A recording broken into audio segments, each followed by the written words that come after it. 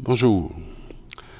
Alors, cette semaine, la parole nous invite à faire l'élection d'un roi, de celui qui va régner, parce que la parole de Dieu est adressée à Samuel, puis le Seigneur lui dit « J'ai rejeté Saül », Saül ou Saul, comme vous voulez l'entendre, et il l'envoie donc vers cette famille pour choisir le nouveau élu, celui qui va régner sur Israël. Et en arrivant, Samuel se dit, c'est sûrement ce grand-fils qu'il rencontre, il aperçoit Eliab. Mais ce n'est pas celui que Dieu a choisi. Et on lui présente tous les fils, et ce n'est jamais celui que Dieu a choisi. Et la belle parole qui nous arrive, c'est « Ne considère pas son apparence, ni sa haute taille, car je l'ai écarté. Dieu ne regarde pas comme les hommes, car les hommes regardent l'apparence, mais le Seigneur regarde le cœur. » Regarder le cœur, ça demande, je dirais, des yeux pénétrants, des yeux qui vont au-delà des apparences. Dans notre société, on s'est souvent fié à toutes sortes de personnes. Tous ceux qui ont été flobés par les marchés financiers dans les dernières années n'avaient pas pu reconnaître à travers soit la figure d'un ami ou cet appât ou cet appétit que les gens avaient pour l'argent, au-delà même des relations qui pouvaient les souder. Alors Dieu ne regarde jamais par le dehors, mais il regarde toujours par le dedans. Et c'est cette première parole qui va nous dire que celui qui est élu n'est pas nécessairement celui qu'on pense, mais c'est celui qui va être capable d'aller jusqu'au bout de la mission.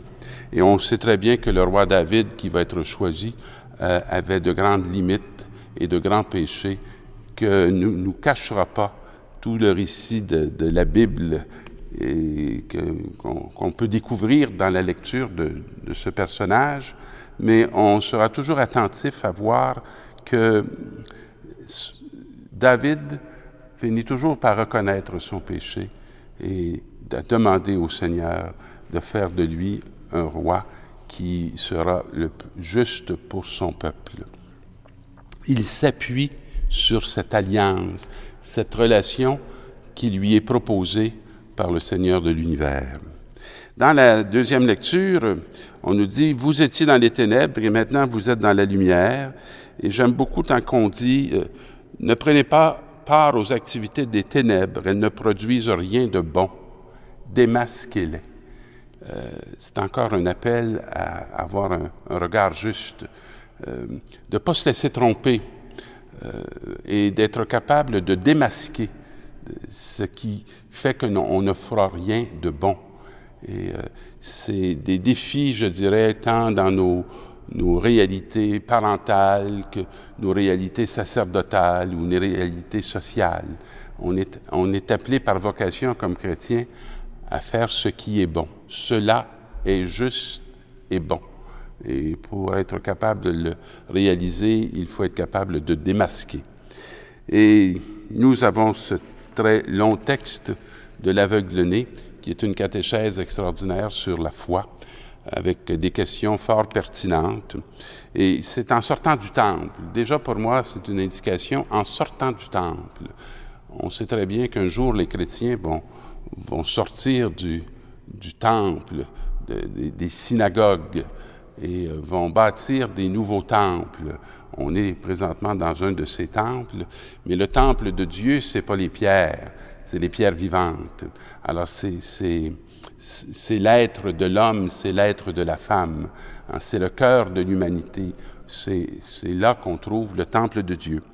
Et il y avait sur son passage un homme qui était aveugle de naissance. On pourrait dire d'une certaine manière qu'on est tous des aveugles de naissance, parce qu'il y a quelque chose qu'on n'apporte pas avec nous au moment de la naissance. Nos yeux ont à s'ouvrir sur une réalité qui se découvre peu à peu. Et on a besoin d'être initié, on a besoin d'être accompagné. Et justement, voilà la question que va poser les apôtres à Jésus. Pourquoi cet homme-là est-il né aveugle? Est-ce à cause de son péché ou bien de celui de ses parents? Alors, comme vous voyez, on cherche un responsable. On veut savoir à cause de qui on est témoin de cette tare. Et une réponse très claire de Jésus, il lui dit ni lui, ni ses parents. Mais l'action de Dieu devait se manifester en lui. C'est une belle manière d'aborder la réalité des tares humaines, de dire que ce n'est pas une condamnation, mais c'est un lieu de révélation. C'est pour que la révélation de Dieu se fasse à travers cette réalité ténébreuse, pour que puisse resplendir plus fort la lumière du Christ que ces ténèbres. Et il nous faut réaliser l'action de celui qui m'a envoyé. Alors, on voit tout de suite tout le sens de la venue de Jésus. Non pas de venir trouver des responsables ou des coupables, mais de venir ouvrir un chemin qui va vaincre tout ce qui condamne cette humanité. Et il va donc envoyer cet homme à la piscine. Et on nous dit que l'homme y va, il se lava, et quand il revint, il voyait. Le beau nom que porte la piscine, c'est l'envoyé. Alors, découvrir que nous sommes des envoyés, découvrir qu'on n'est pas des ratés, découvrir qu'on n'est pas des oubliés, découvrir qu'on n'est pas des rejetés, qu'on n'est pas des condamnés, mais qu'on est des envoyés, ça nous ouvre les yeux sur une toute autre réalité pour, je dirais, bien vivre notre quotidien. Et cet homme revient et il voit. Et les gens qui étaient habitués de le voir aveugle se mettent à dire, n'était-ce pas lui qui mendiait? Parce que beaucoup, sur leur chemin, le rencontraient dans sa condition. Et d'autres disaient, pas du tout, c'est quelqu'un qui lui ressemble. On a toujours beaucoup de difficultés à reconnaître l'action de Dieu. Et on est toujours porté à prêter cette réalité-là à quelque chose d'autre, à quelqu'un d'autre, ou à dire non, ça n'existe pas. Alors, on le revoit dans les attitudes de tous ceux qui forment l'entourage. Mais il y a des gens qui vont être particulièrement dérangés et et on va amener cet homme-là qui est en train je dirais, de bousculer nos certitudes. Alors, on l'amène aux pharisiens. Et on compte aux pharisiens l'événement. Alors, les pharisiens vont faire une interrogation, un interrogatoire, et vont dire ceci, que cet homme qui voit était aveugle. Alors, eux vont dire, qui t'a rendu la vue?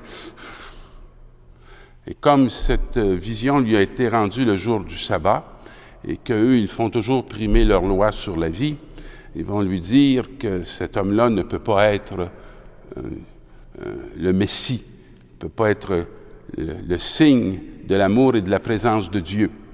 Et ils vont rejeter même cet homme aveugle qui voit maintenant, parce qu'il rejette profondément la personne de Jésus-Christ. Et lui va dire, je ne sais pas qui il est, mais ce que je sais, ce que je peux dire, c'est que j'étais aveugle et que maintenant je vois. Notre aveugle n'a pas la connaissance, je dirais, très claire encore de celui qui l'a rencontré, mais il a une expérience qui le fait ne pas douter de celui à qui il a parlé et qui l'a guéri.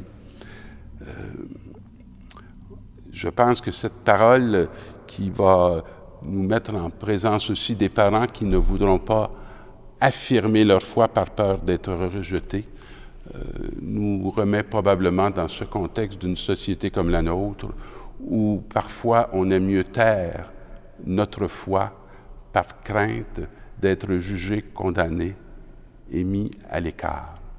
Et la dernière parole que Jésus va dire à cet aveugle, qui finalement sera exclu comme lui va l'être, c'est de dire ceci: « Je crois, Seigneur, et il se prosterna devant lui. Cet homme devient libre de ne plus, je dirais, tout simplement être ce qu'on lui commande d'être, mais il devient libre d'être lui-même et d'attester de sa propre expérience. C'est ce que je vous invite à devenir capable de faire pour porter une bonne nouvelle à ce monde de plus en plus uniformisé. Bonne semaine.